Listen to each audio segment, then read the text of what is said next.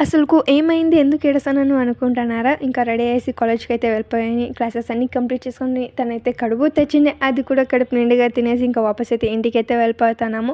ఇంటికి వెళ్ళిన తర్వాత చాలా అంటే చాలా పని ఉందనేసి ఫస్ట్ ఫ్రెష్ అప్ అయ్యేసి పూలైతే కుట్టేశాను. సో, ఫైనల్‌గా పులారం అయితే రెడీ అయింది. ఎలా ఉంది పులారము? నా చేతులతో నేనైతే కుట్టినాను గణప కోసము.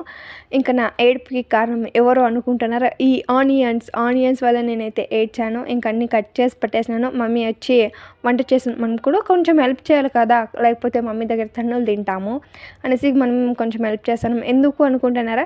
ఇంకా ఇవాళైతే మేమైతే గణపతి దగ్గర అయితే పూజ చేపిస్తున్నాం కాబట్టి ఇంకా మమ్మీ అయితే దద్దోజనం, చిత్రాన్నం చేసిండే. ప్రసాదం రెడీ అయిన తర్వాత మనం కూడా రెడీ కావాలి కాబట్టి మనం కూడా రెడీ అయ్యేసి గణపతి దగ్గరికి అయితే వచ్చేసినాము. సో, నా తమ్ముళ్ళు అయితే పూజ చేస్తున్నారు. ఏమో తెలీదు ఒకలాంటి ఫీలింగ్. ఎందుకు అనుకుంటున్నారా? ఇంకా ఇవాళ లాస్ట్ డే ఇంకా గణపతి అయితే ఉండడు మన దగ్గర. చెప్పడానికి అవ్వడం లేదు. ఇంకా ప్రసాదం అయితే తినేసి ఇంకా కొన్ని వీడియోస్ ఉంటే వీడియోస్ తీసుకుందాం అనేసి వెళ్తా అంటే లాస్ట్‌లో ముళ్ళులో కూర్చొని నన్నైతే ఎక్కిరిస్తున్నాడు వాడైతే.